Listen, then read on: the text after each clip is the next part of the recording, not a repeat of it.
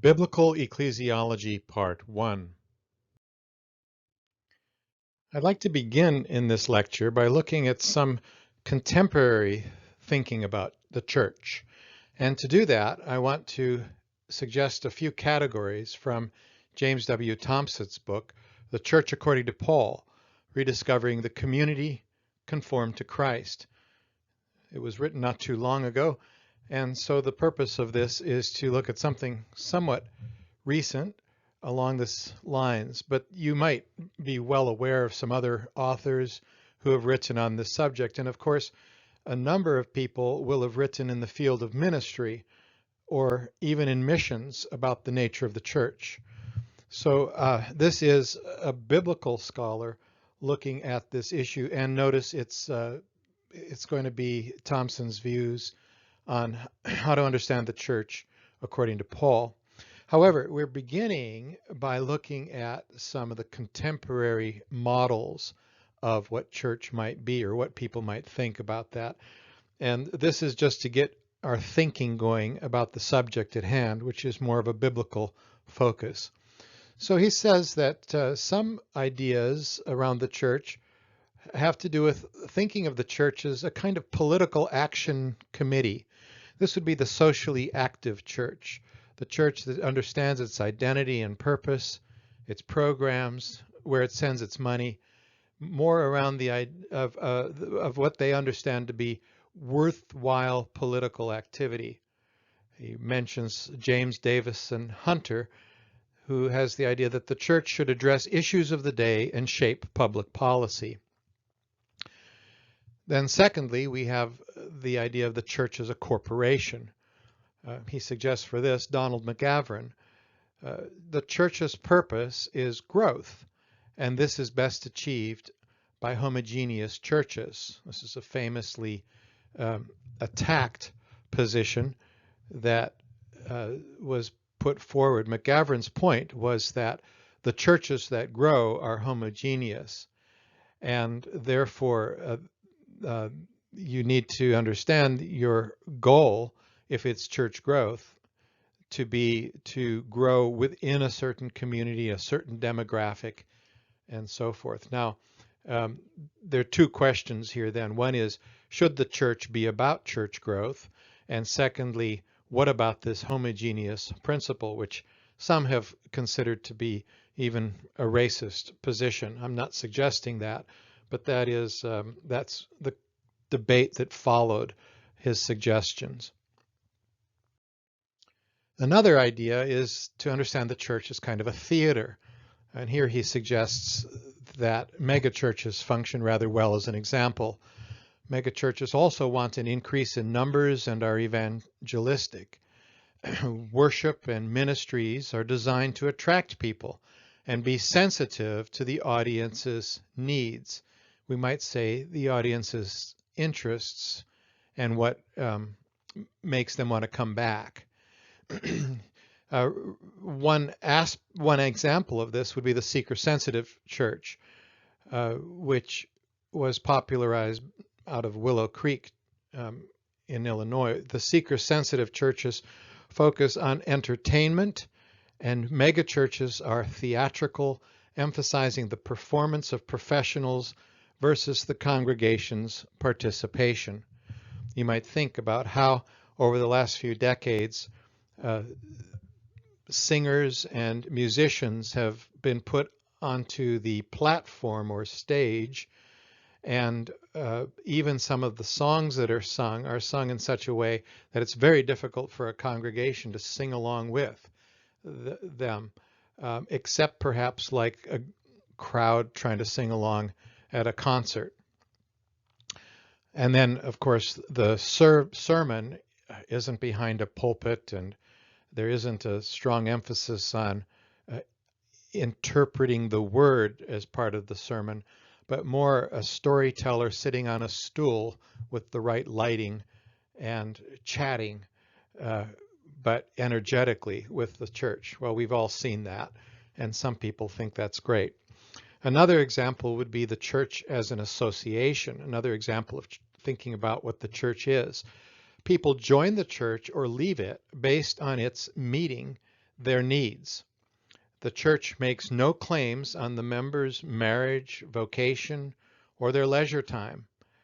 Uh, so a church that doesn't put a lot of uh, restrictions on people, uh, but more it's a matter of the individuals feeling like the church meets their needs. And then there is the missional church. This has received a lot of uh, interest, but people do mean different things when they talk about the missional church. Now, the origins of this seem to be with the missionary Leslie Newbigin, who after years of service in India came back and looked at what was involved with the church in Western culture. And his writings were very popular among a large sector of evangelicals in particular. Newbigin is appealed to as the beginning of this whole movement then. What the Western world needs to be looked at from this perspective as a mission field. And so, for example, a Christendom church is the place where the world is preached and sacraments are administered. But a post-Christian era church, which is where the West is today, is a mission field. And it needs then to be a missional church. George Hunsberger says that the church can no longer try to be a, quote, chaplain to the culture and society. And Wayne Gooder has written that mission is not just a program of the church, it defines the church as God's sent people. These are different names in the missional church movement. What more can we say about this missional church concept? The central foci of this missional church are, as Thompson lists them, first of all, they focus on what is the mission of God. From an ecclesiocentric view, we move to a theocentric view. The church is not the vendor of religious goods and services, but the people are called and sent. And then secondly, there is talk about the reign of God. Hunsberger talks about this as the kingdom takes the focus from the church, which serves the kingdom in its establishing peace, justice, and celebration in the world. If we think of the church that is isolated, independent, that is serving its own needs, but also doing its own programs, it's not thinking of church in a larger sense, that there's something larger out there that the church is serving. And this something out there might be talked about in terms of God's kingdom, the reign of God. Thirdly, the Church of God is understood to be an alternative community. Thompson says that the mission of God is reductionistic. God is more than his calling and sending. He says the church is not simply about its role of being sent. He says the kingdom focus undermines the post-Easter focus on the church. Also, what about the sacraments and polity in this missional church movement? How do Christology and soteriology relate to the church? He says the missional church reiterates the low ecclesiology that is common in Protestantism. So Thompson is, he's not critical of some of the emphases of the missional church movement, but he is critical overall and finds these areas to be areas where there is some lack in the missional church theology and practice. I'd like to add one further reflection at this point on the idea of church and mission, and bring in a thought from John Flett in his book, The Witness of God, The Trinity, Missio Dei, Karl Barth, and the Nature of Christian Community. One of the things he asks in here is, what is the relationship between an ecclesiastical body, like a denomination, and missions? He says, quote, churches and missionary societies were, and he's talking about the interwar years of the 20th century, distinctive entities. Mission occurred apart from the church. While the church could not exist without worship, the same did not hold for missional activity. The church could exist without it. A church could exist without reference, he says, to mission. Worship as an act demanded of the faithful. Mission was the exclusive responsibility of special individuals called and equipped for the task. This essential distinction produced a relationship whereby mission existed as a derivative function of a pre-existent church. This practical question merely manifested a deeper theological problem.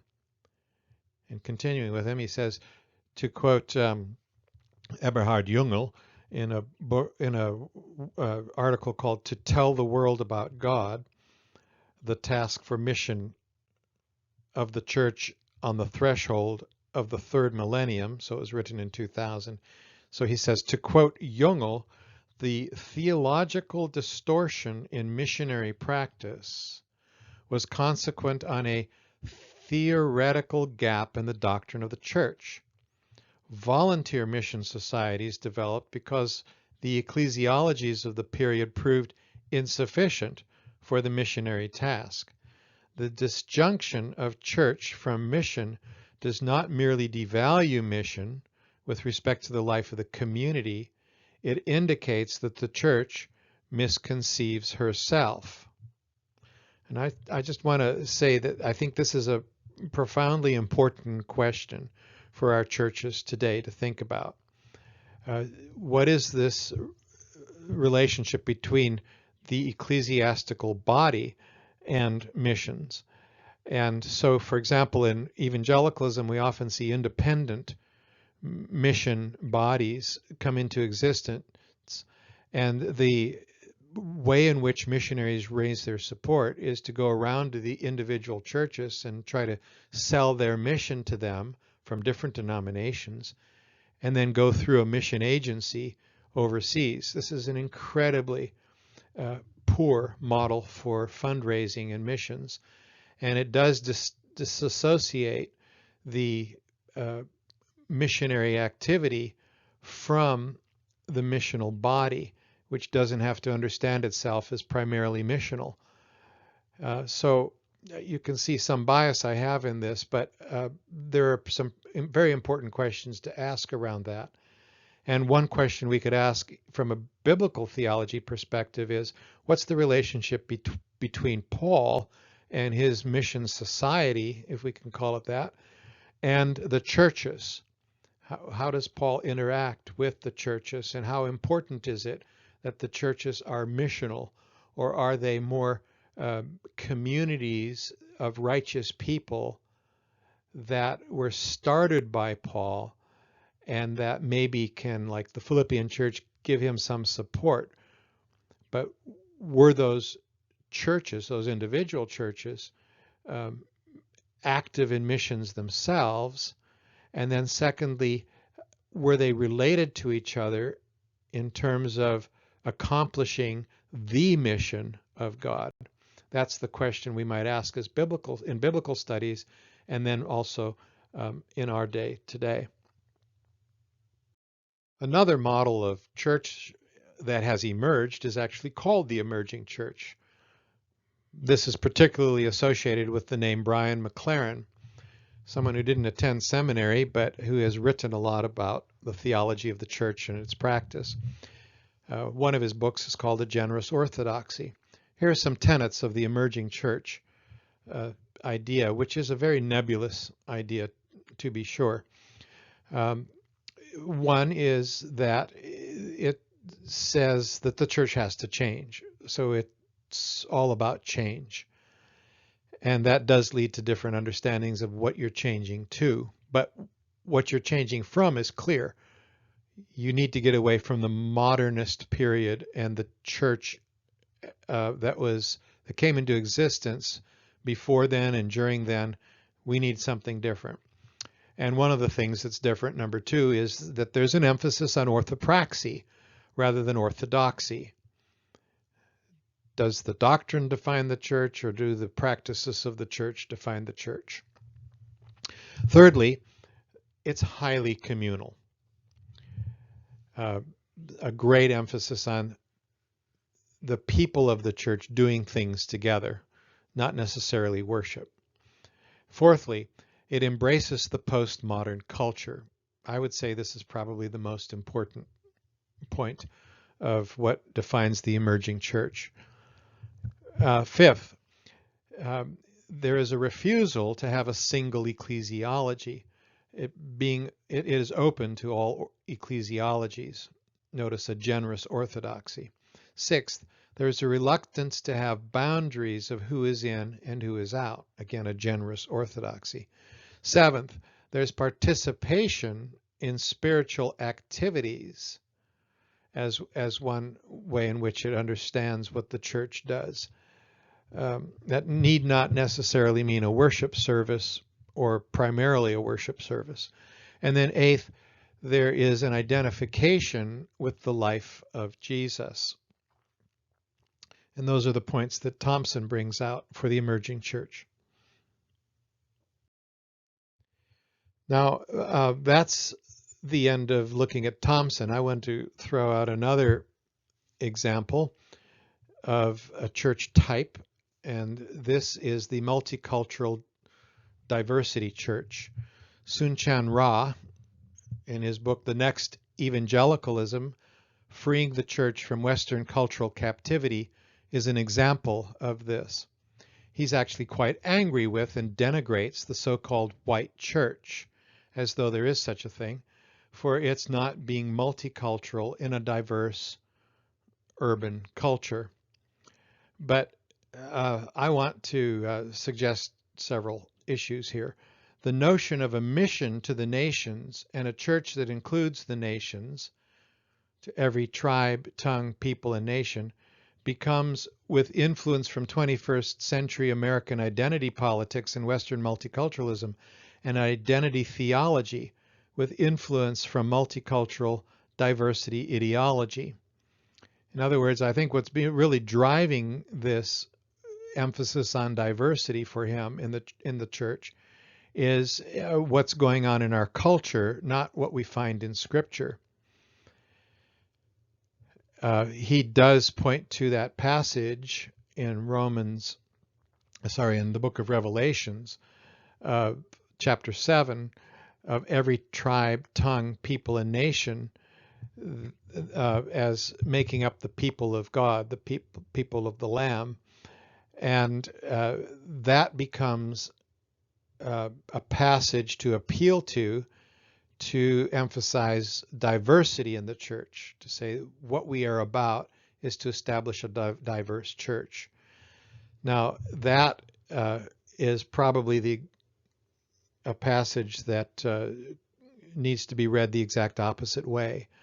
I would read that passage, Revelation, a picture of the church made up of every tribe, tongue, people, and nation, as an undoing of Genesis 11, where you have the Tower of Babel, the people gathered together who are then dispersed. So diversity is actually God's judgment on the people rather than a value.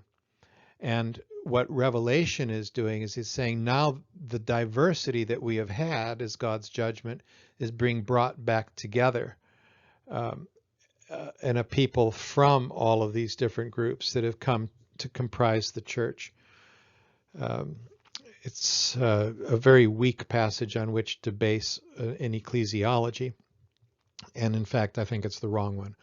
Then secondly, instead of the celebration of unity despite diversity, one ends up with the celebration of diversity.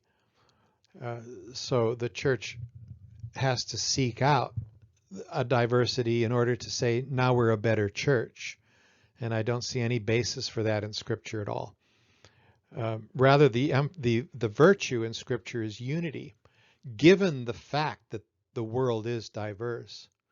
look at ways in which the church proclaims unity, not proclaims its diversity. And then thirdly, I would say that instead of a missiology that speaks of the translation of the gospel into different cultures, one gets from this multicultural, diverse church concept a gospel in a specific culture of multiculturalism. So whereas the church had earlier talked about look at how we have a single gospel and it can be explained in different cultures and appeal to the needs of different cultures, and those different cultures can respond to it and be transformed by it. Now we have rather a gospel that has to be careful around the value of a multiculturalism, those cultures being appreciated for what they are. So there's just this general valuing of multiculturalism that potentially, and I suspect does, undermine the gospel itself. There's another issue with this multicultural, diverse church, in my view. One also gets a value judgment that a multicultural church is better than a monocultural church, which puts rural churches and small churches at an ecclesial disadvantage to the city and to the megachurch. You get this idea that people need cars to drive around to some large church so that we can get enough people from around the city to participate in this multicultural experience. And so that would disadvantage the local village church in Central Africa that is monocultural, that is trying to live out the gospel, and to say, well, you don't have a good enough ecclesiology like we have in Chicago. This I find profoundly problematic. Fifth, the church becomes inwardly focused. The goal is the multicultural local church, not the universal church that is multicultural, or a mission to the world. The depiction of the Western church as held captive by its monoculturalism, the white church that Ra critiques, is rather one-sided when one considers that the church has a rich history of mission to the world. And then sixth, history is less significant for this model of church than is sociology. And if there's one area of the university that captures what our contemporary culture values, it's the sociology department, or the social sciences in general. In the past, the physical sciences and history may have dominated in the university. And for a brief period in the 70s and 80s, perhaps the literature department dominated, but certainly in the 21st century, the dominant area of the university is the social sciences. And in the culture, it's the sociology that dominates. Now, this, I think, is where the thinking has come from to this multicultural, diverse church model. The diverse history of the church, then, is less significant than the social diversity of the present congregation. Now, there are other books in this growing genre of identity theology, as I would call it, that consider the historical, you might consider the historical study of Jamarai Tisby, The Color of Compromise, the truth about the American church's complicity in racism. So without trying to say, look, there is no racism that has to be dealt with, I would still say that I think that this whole movement needs to be critiqued. And I think it needs to be critiqued because it's actually representing the culture of the West and is trying to defend itself biblically, whereas in fact I think they're often misreading texts when they appeal to Scripture. So I want to come out as a person who strongly opposes this kind of a movement, which thinks that it's doing a favor by critiquing the church and calling for something different. That something different being something that only really works in a large city, and then even then, its values of church need to be questioned. Now, we need to raise the question of denominations too, because the growing trend is toward independent churches. And that's understandable because the mainline denominations have failed so miserably. Not only have they failed, they have actually become heretical by and large. One after the other has embraced heresy. And so it does raise the question for those of us in the Protestant experiment of whether or not we should even think about denominations as parachurch organizations. Now, the denominations do help to connect the universal church. And connections can be made if we think about the historical church, the church through history, and the church that is not connected to some kind of deeper tradition and longer-term denomination needs to think about how are we connected to the historical church at all?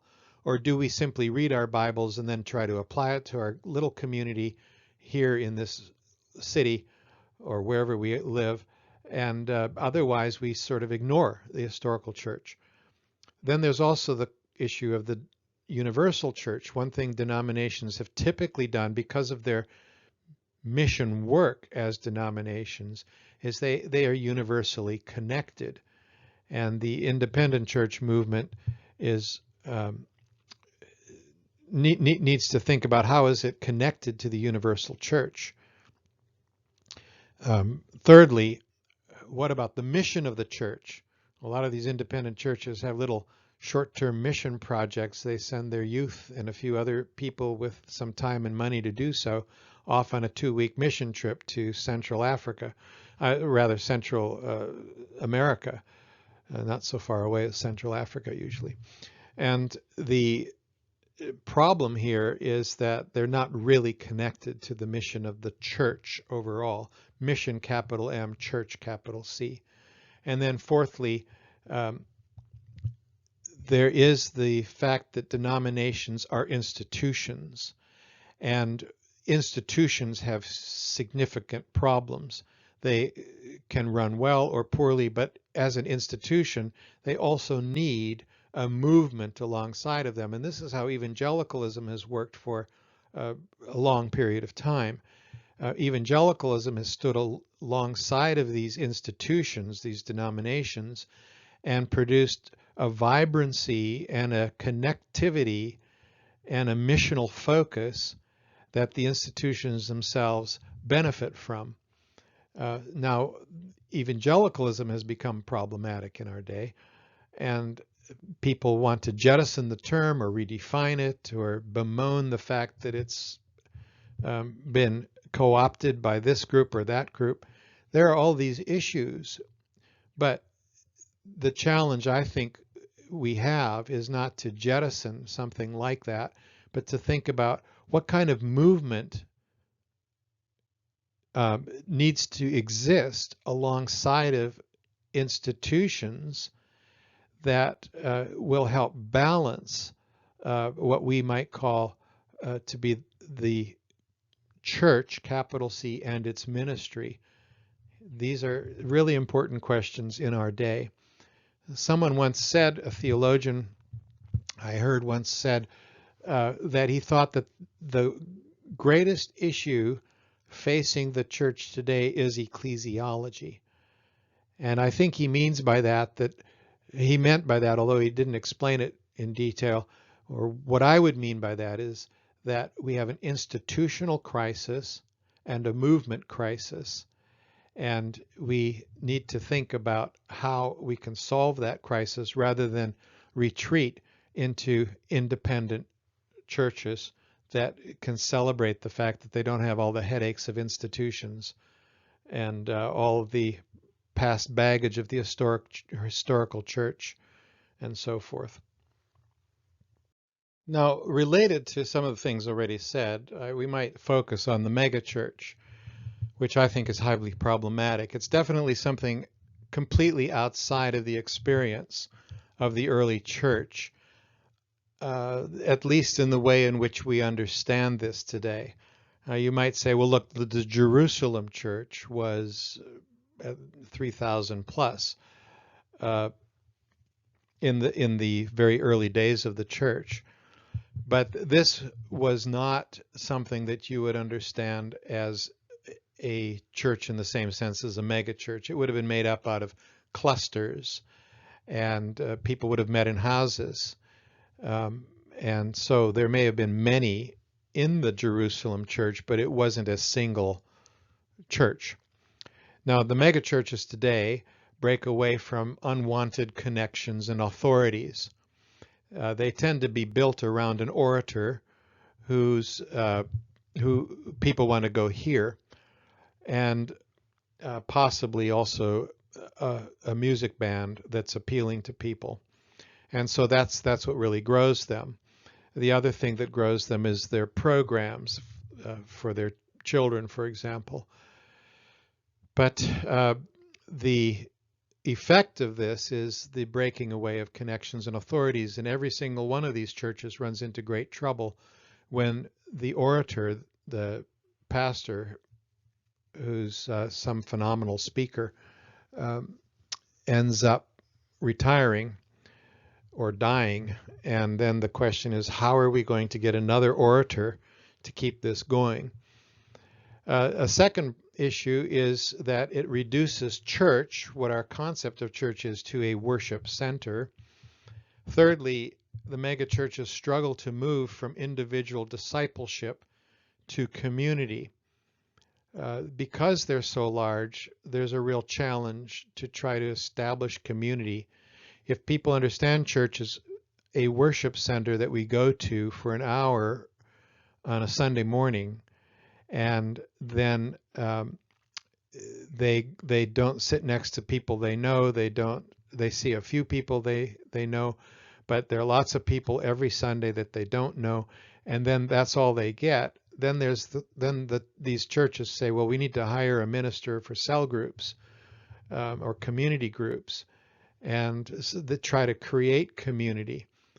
And the problem then that they have is that they've got what is really the church taking place in these smaller groups, but they're not necessarily led by theologically trained individuals.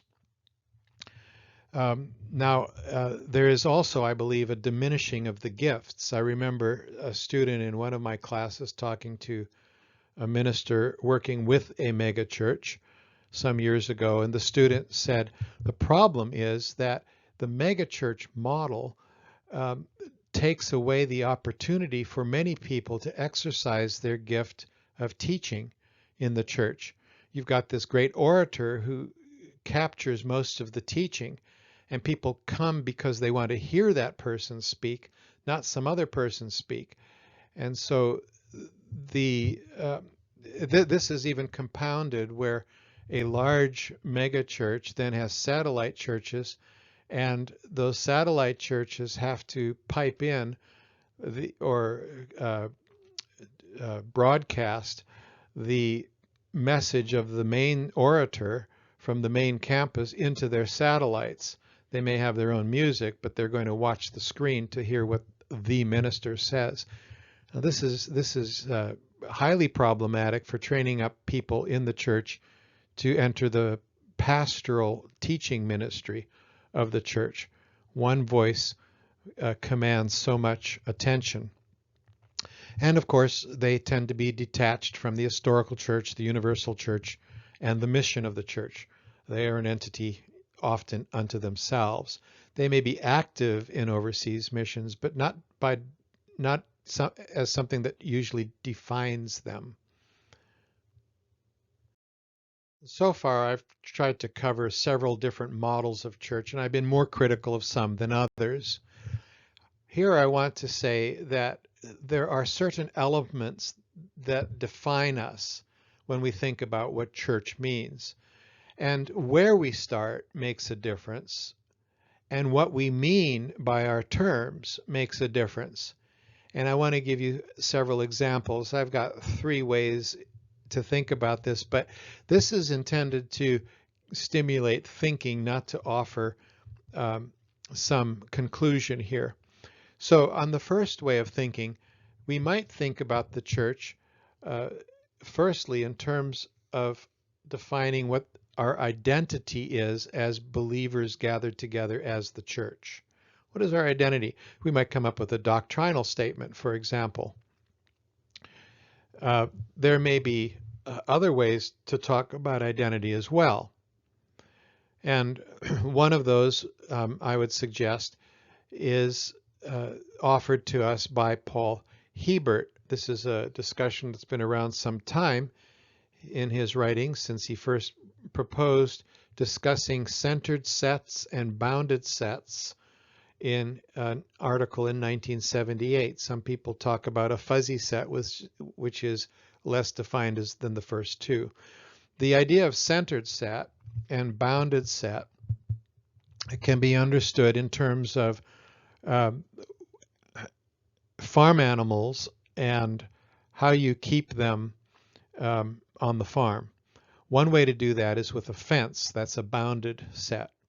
You put a fence up. And another way to do it is to put the water at the center of the farm.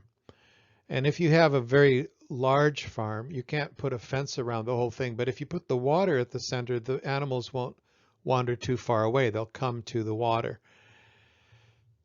Applied to the church, you define a center that is key. Let's say Jesus Christ is the center of this church. And so that pulls people in.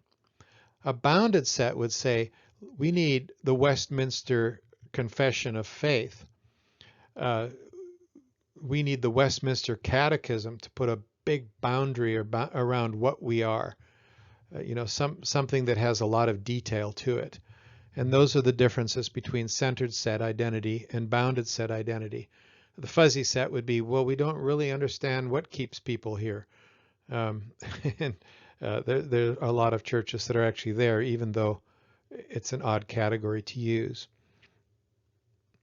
Another way to think about this then is related to what I just said, is to think about our identity in terms of doctrine,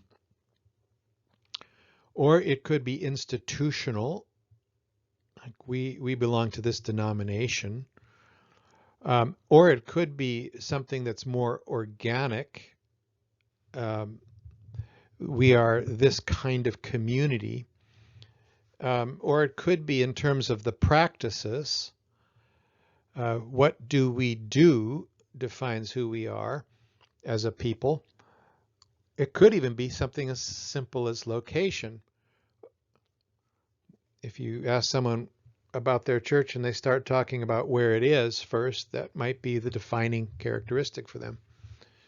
I don't mean to try to exhaust these things, but I want to just be suggestive here.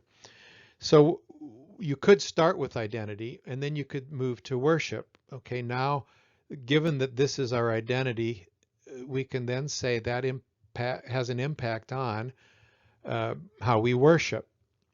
And then we move on to talk about what kind of community we are. This is another element that defines us.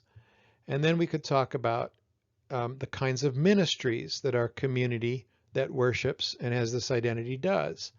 And then you could say, and another thing that defines us is how we relate to the world. And we've given examples of different types of churches in the previous part of this lecture.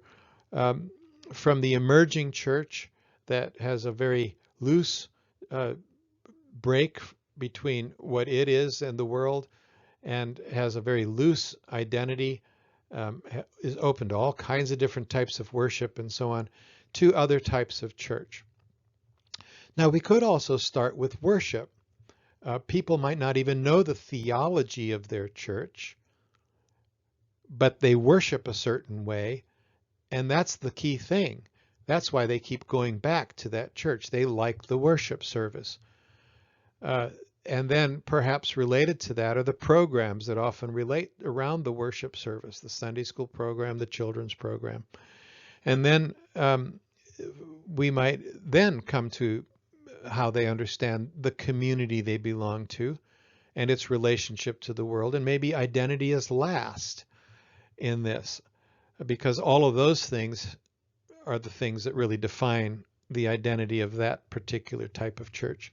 I'll give you just another bit of this and say that with worship, we could also talk about the church defined as a liturgical church, and that might be Lutheran or Anglican, to some extent Presbyterian, but Presbyterian would fit more for me in the next one, and that's the pulpit church, where the strong pulpit is the defining characteristic of the worship and also the lead thing for understanding the church. And then also some churches are really defined in terms of their praise. They may have a pulpit ministry. They may do certain things regularly, not thinking of themselves as liturgical, but the key thing is the praise, and people really show up for the time of praise on a Sunday morning. And then related, to that, those understandings of worship will relate differently to some of the other elements that define us, particularly things like community and relation to the world. One example of that is that some people find the liturgical service to be problematic for relating to the world. That would be the seeker-sensitive approach. We need to be less churchy so that people will be willing to come to church, maybe even watch a play, hear some professional singer, hear a great talk. And so the worship service is meant to relate to the world in such a way as the world's willing to come to that service. Now, other people have argued that more recently, because so much has been stripped away from the church, that people are actually attracted to the liturgical service. They don't want just another something that reminds them of a rock band concert that they like to go to. They want to say, well, does the church have anything else to offer? And the liturgical church is attractive to them. And I don't think it's worth fighting over these things. Some people are and some people aren't attracted to these things. Finally, we might say, well, some churches, as we saw earlier, want to define themselves, first of all, missionally. This church is first and foremost a missional church. We are actively involved in missions. And then the question is, well, what do we mean by mission? But then that helps us define, given our focus on mission, it helps us define our identity in our programs, and that helps us to define our community and our relationship to the world. So these are just some issues I think would be worth talking with any church that you're part of, or if you have a calling to a church to minister there, to say, let's talk about these things. Maybe there's some other categories to throw in as well. And let's understand what you understand to be the church and what kind of ministry you're looking for before I accept this job as your pastor.